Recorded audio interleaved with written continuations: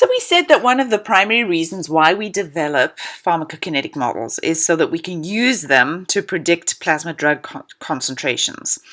And we may want to do this because we didn't collect experimental data at specific times that we're interested in, or we may even want to predict a full plasma drug concentration profile for different dosage regimens because we want to explore different dosage regimens and what the concentrations are going to be for those. So in today's screencast, I'm going to show you how you can use Phoenix Winondon to predict plasma drug concentration time data. And for the purposes of this demonstration, we're going to use a simple one compartment model. So first, what you need to have done is have created a spreadsheet where we have the times at which we want to predict data.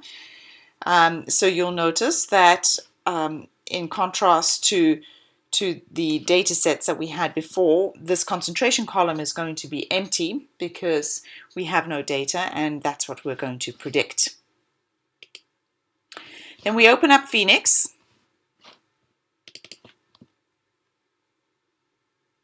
And Phoenix usually does take quite some time to open up on any computer because there are lots of elements and components to Phoenix that need to open up.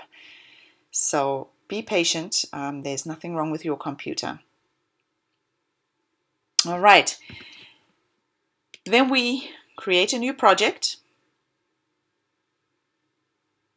And I'm going to call this project Simulation. We import that spreadsheet.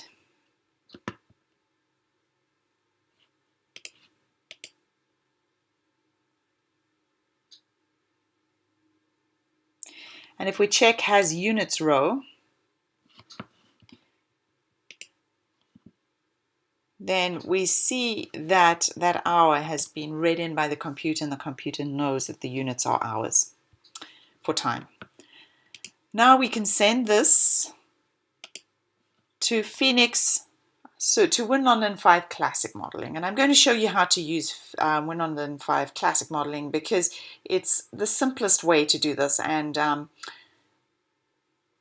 we only need a very simple single time concentration profile at this stage because we're not looking at populations or population variability. So we choose PK model. We must map our time column to time.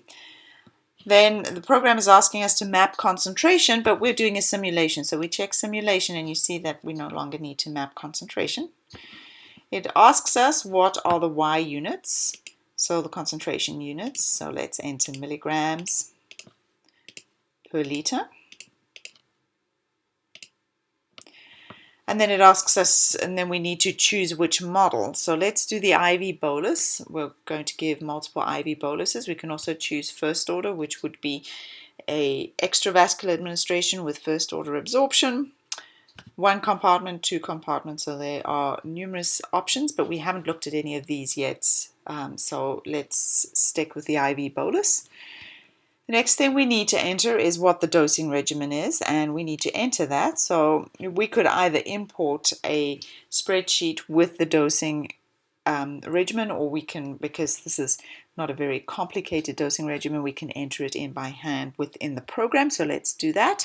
But we want to give multiple doses. So let's say we are going to give 5 doses.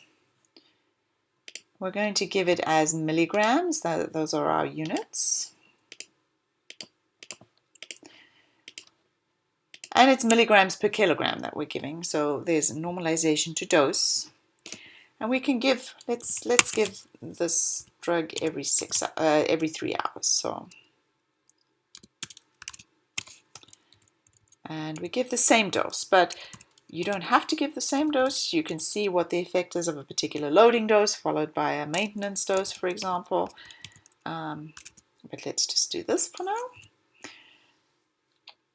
now. This weighting you do not need to worry about because this is for model fitting. We're not fitting a model, we are simulating, so don't worry about the weighting. And then the other thing that we need to enter, and in this case we have to enter it because we have We're not fitting a model, so we cannot estimate the parameters. We need to give the program the parameter values. So let's use an internal worksheet, and you'll see that the program is asking for two parameters, the elimination rate constant, or K10, and the volume of distribution. Notice that the units for volume of distribution are liters per kilogram, because we are giving a weight normalized dose, a milligram per kilogram dose. These 2 milligrams here cancel out, so it's liters per kilogram. And then our elimination rate constant is 1/hour, as expected. So let's say we have a drug with a relatively, it distributes to extracellular fluids, doesn't get trapped anywhere, it doesn't have particular affinity for a specific tissue. And then we have, let's give it an elimination rate constant of about 0.2, which translates to a half-life of between 3 and 4 hours.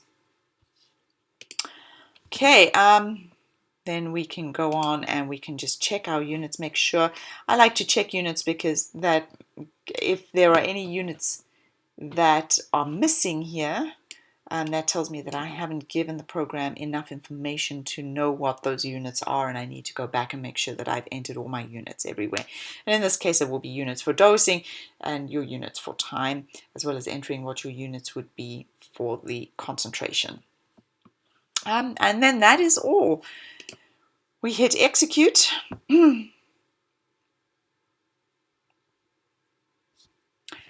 And what we're most interested in is the predicted concentration time profile. You can also go to the summary table, and there it actually gives us what the concentrations are that were predicted using this model at those times. And we can go back, so we see here that after those 5 doses we haven't quite reached steady state yet, which is to be expected if we have a half-life of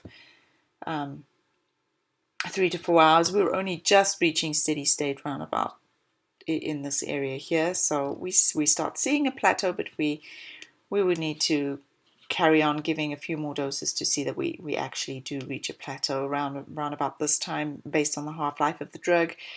We can also go back, and the great thing about once you have a model is that it costs almost nothing, just a little bit of time, to go back and see what would happen if I change the doses, for example,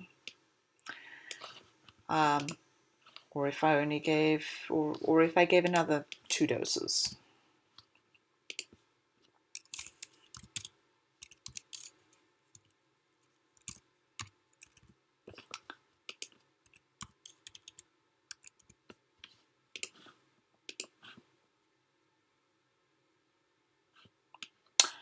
And that's it for today. Thank you.